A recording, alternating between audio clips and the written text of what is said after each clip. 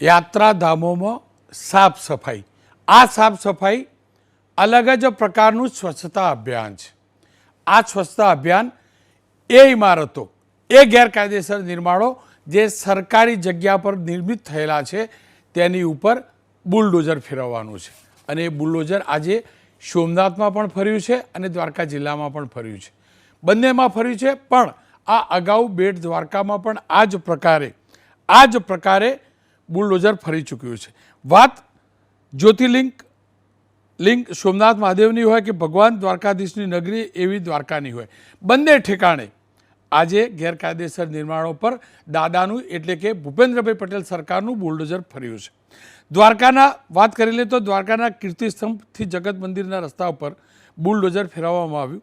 વહેલી સવારથી જ આ જ પ્રકારે સોમનાથમાં પણ મોટું ડિમોલેશન થયું. શરૂઆત આપણે પહેલાં દ્વારકાથી કરી લઈશું, કારણ કે દ્વારકાની અંદર દબાણો દૂર થયા છે. દ્વારકાના કલ્યાણપુરમાં પણ આ જ પ્રકારે દબાણો પહેલાં પણ દૂર થયા હતા. હર્ષદના દરિયાકાંઠા વિસ્તારમાં ડિમોલેશનની કામગીરી હાથ ધરાઈ હતી.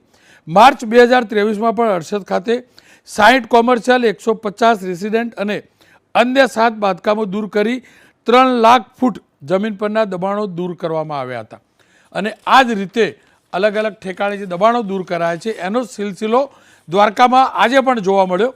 દ્વારકાધીશ મંદિરને જોડતા માર્ગ પર જે દબાણો થયા હતા, બંને બાજુ પાથરણાવાળા, લારી ગલ્લાવાળા રહેતા હતા, જેના કારણે ટ્રાફિક જામ થતો હતો. તો નગરપાલિકાએ દબાણો હટાવ્યા છે. 60થી વધુ દબાણો દૂર કરી અને એ જગ્યાએ સ્વચ્છતા જાળવવાની સૂચના આપી છે. હવે સૌથી મોટું જે દબાણ હટાવવાની કામગીરી થઈ છે, મેગા ડિમોલેશન થયું છે, તેની વાત કરીએ સોમનાથની. સોમનાથ પ્રથમ જ્યોતિર્લિંગ અને સોમનાથ દાદાના મંદિરની આજુબાજુના વિસ્તારની અંદર અનેક ઠેકાણે દબાણો હતા, ગેરકાયદેસર દબાણો હતા. રાજ્ય સરકાર સ્થાનિક પ્રશાસનની સાથે સંપર્કમાં રહ્યું, સ્થાનિક પોલીસનો પણ સંપર્ક કર્યો અને ગઈકાલે મોડી રાતથી જ 1000થી 1500 જેટલા પોલીસ કર્મીઓનો કાફલો સોમનાથ તરફ આગળ વધ્યો. સોમનાથમાં ચારે બાજુથી પોલીસથી ઘેરી લેવામાં આવ્યું. સાથે જ અનેક બુલડોઝર પણ જોવા મળ્યા અને દબાણ હટાવવાની કામગીરીના એ ઉપકરણો પણ જોવા મળ્યા. મોડી રાત્રે દબાણ હટાવવાની કામગીરી શરૂ થાય તે પહેલાં સોમનાથની અંદર બબાલ અને સંઘર્ષ થાય તેવા દ્રશ્યો પણ જોવા મળ્યા. ખાસ એક સમુદાયના હજારોની સંખ્યામાં લોકો સડકો ઉપર ઉમટ્યા, સૂત્રોચ્ચાર કર્યો, નારેબાજી પણ કરી. દબાણ હટાવવાની કામગીરીને રોકવાનો પ્રયાસ પણ થયો અને એ જબરજસ્ત પ્રચંડ પ્રતિકાર થશે એવી સ્થિતિ પણ સર્જાઈ. પરંતુ પ્રશાસનના અધિકારીઓએ સૂઝબૂઝ વાપરી, થોડીક શાંતિ રાખી અને વહેલી સવારે એટલે કે 4 વાગ્યા બાદ દબાણ હટાવવાની કામગીરી શરૂ કરાઈ અને એ કમસે કમ 60 કરોડ રૂપિયાની સરકારી ચોપડે જેની જમીનની કિંમત થાય છે તેવી જમીન ખાલી કરાઈ છે. અને આ જમીન ઉપર કેટલાક ધાર્મિક પ્રવૃત્તિ થતી હોય એ પ્રકારના ધાર્મિક સ્થળો બનેલા હતા, તો કેટલાક ઠેકાણે પાક્કા મકાનો પણ બની ગયા હતા અને સરકારી ચોપડે એ જમીન સરકારની હતી.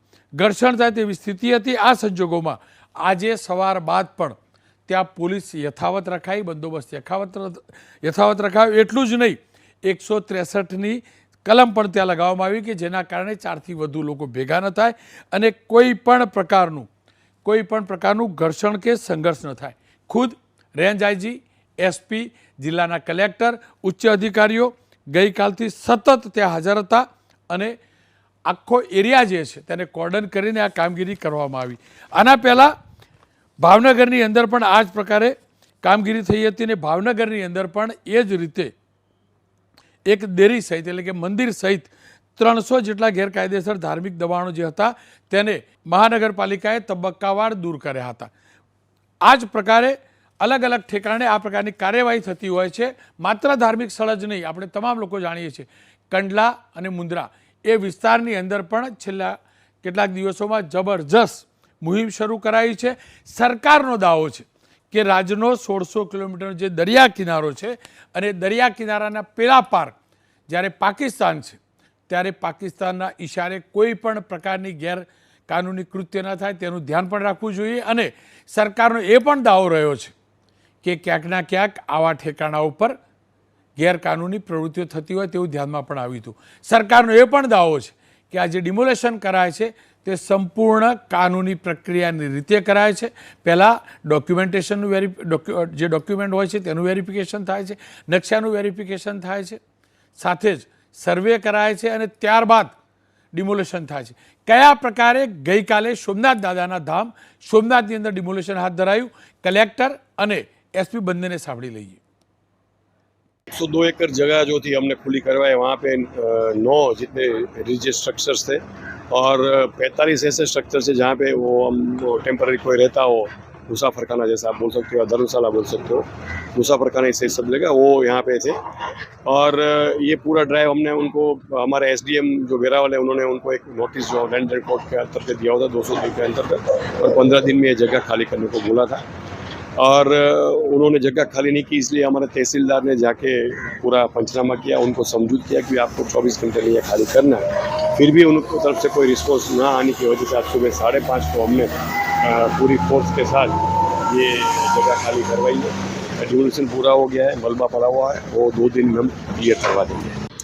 સોમનાથમાં જે અવૈધ કબજો હતો એમાં ગઈકાલે એટલે કે આજે વહેલી સવારથી ડિમોલિશન કરવામાં આવ્યું છે અને સંપૂર્ણપણે વહીવટીતંત્રની તમામ બ્રાન્ચીસ સાથે રહી અને આ ડિમોલિશન કર્યું છે.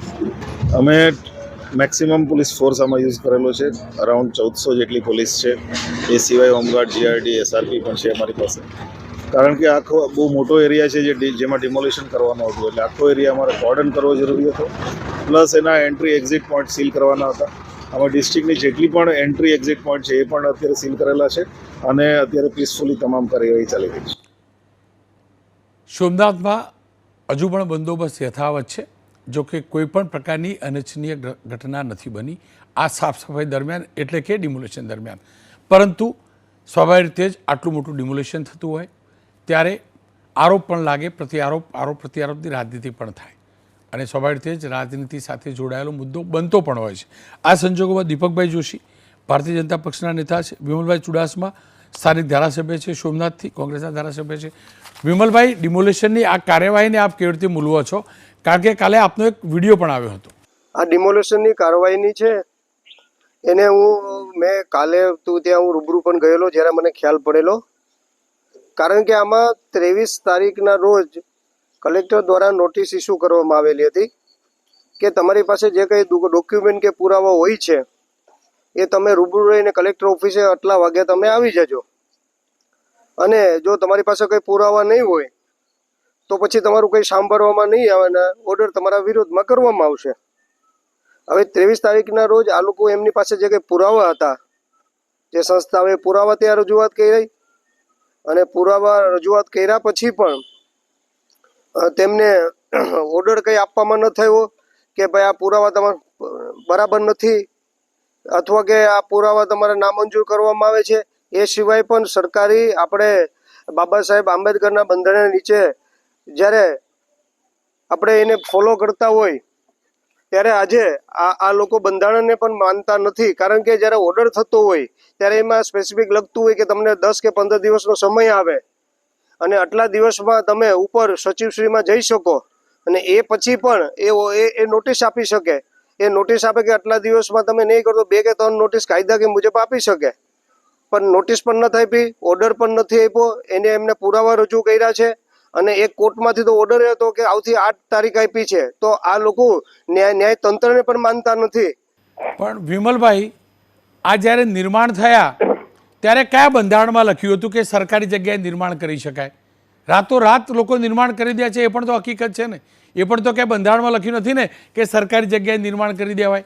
રોનકભાઈ, હું એમ કહું છું કે એ સરકારી જગ્યા ઉપર નહીં, પણ આ તો વર્ષો પહેલા ત્યારનું આ નિર્માણ થયેલું હતું. છતાં પણ રોનકભાઈ પુરાવા રજૂ કર્યા છે, છતાં પણ કલેક્ટર છે એ ભારતીય જનતા પાર્ટીના એજન્ટ તરીકે કામ કરે છે. હવે હું તમને એમ કહેતો હોય કે બિનકાયદેસર હોય, નોટિસ આપે કાયદાકીય રીતે કરવું હોય તો આટલી બધી પોલીસ એસઆરપી લાવવાની શું જરૂર હોય? કારણ કે લોકોને તમારે ધાક ધમકી અને ડરાવીને કરવું છે, તમે ખોટું કરી રહ્યા છો. બાકી આની પહેલા પણ અમુક દબાણો છે એ જાણે કે હતું તો એ સ્વેચ્છાએ લોકો ખાલી કર્યા છે. અને જ્યારે વાત થતી હોય દબાણોની તો બધા એક સમાન કરવું જોઈએ. કોઈ નબળા લોકો હોય ત્યાં કરતા હોય છે. જાણે કે હમણાં થોડાક દિવસો પહેલા એક બેને ખોટે અવારનવાર આવી નોટિસો આપવાથી એક બેને સુસાઇડ કર્યું આ કલેક્ટરના ત્રાસના હિસાબે, અને પોતાનો જીવ ગુમાવી દીધો. એને પરિવારની બેન હતી, એમને પણ કીધું. આજે 45 વર્ષથી ત્યાં ઘરમાં રહેતા હતા એ બેન, અત્યારે નગરપાલિકાનો ટેક્સ ભરે છે, મીટર એમના નામે છે પીજીવીસીએલનું. તો આજે સરકાર વાત કરતી હોય જ્યારે કે ભાઈ અમે ડેમોલેશન હટાવીએ છીએ, તો સરકાર એક તરફ ઘરનું ઘર દેવાની વાત કરતી હોય, મફતિયા પ્લોટ દેવાની વાત કરતી હોય. વિમલભાઈ, જો હું ફરીથી કહું છું, હું જાજુ જાણતો નથી એ વિસ્તારની જોગ્રાફી વિશે, પણ મને એટલું કહો, તમે કહ્યું કે કલેક્ટર બીજેપીના ઇશારે કામ કરે છે. માત્ર આ ડિમોલેશનની વાત કરીએ તો ડિમોલેશન કરીશ જો સરકારના ઇશારે એટલે કે બીજેપીના ઇશારે થયું હોય તો બીજેપી તો અળખી બને ને. ડિમોલેશન કરી બીજેપી તો અળખું બનવાનું હતું, તો શું કરવા કરે? એને ભાજપને શું મળવાનું મને કહો? આ ખુલ્લી જગ્યા કરવાથી ભાજપને શું મળે? હું તમને એમ કહું છું રોનકભાઈ કે આટલી બધી ભારતીય જનતા પાર્ટીના ગીર સોમનાથ જિલ્લામાં અશક્ય બિલ્ડરો છે. એમને બહુ ખોટી રીતે બિલ્ડિંગો ઊભી કરી છે, દુકાનો પાર્કિંગની ઝોનમાં ઊભી કરી છે, હોટલો ઊભી કરી છે. કોઈ ભારતીય જનતા પાર્ટીને તો કોઈ મોટું વસ્તુ તોડ્યું જ નથી, કારણ કે ભારતીય જનતા પાર્ટી જોડાયેલા છે. અને જે કોઈને પણ બિલ્ડર રહેવું હોય તો ભારતીય જનતા પાર્ટીમાં જોડાવવું પડે. તો આજે એક ગીર સોમનાથમાં મને બતાડો કે આજે અન્ય બિલ્ડિંગો છે. મેં તો કલેક્ટરને જાહેરમાં કીધું છે કે આપ આપના પેટનો પટ્ટો બરાબર બાંધી લ્યો અને મારી સાથે આગળ આવો અને હું તમને બતાવું આ બિલ્ડિંગો જેની મંજૂરી નથી લીધેલી, જ્યાં પાર્કિંગની વ્યવસ્થા હોય છે, ત્યાં દુકાનો બનેલી છે, જ્યાં હોટલો છે એ હોટલો એમને ખડકી દેવામાં આવી, એની મંજૂરી નથી લેવી. એ અશક્ય છે. એ બધા બહુ મોટા પ્રમાણમાં છે ને એ બધા બિલ્ડરો ભારતીય જનતા પાર્ટીના છે. વિમલભાઈ, આપ જોડાયેલા રહેજો. આ ચર્ચાનું માધ્યમ નથી, પણ વચ્ચે હું બીજેપીનો વ્યૂ જાણી લઉં. દીપકભાઈ, બે વાતો છે. એક તો ડિમોલેશનને આપ કેવી રીતે મૂલવા છો, અને બીજી એક વાત વિમલભાઈની, એની સાથે હું પણ સહમત છું કે વડોદરાની અંદર, હું સોમનાથ તો નથી જાણતો, વડોદરાની અંદર કોના ગેરકાયદેસર નિર્માણો કોના શાસનમાં થયા તમને ખબર છે, મને ખબર છે. હવે પૂર આવ્યું અને ઉબાડો થયો પછી ત્યાં આગળ બુલડોઝર પહોંચ્યું.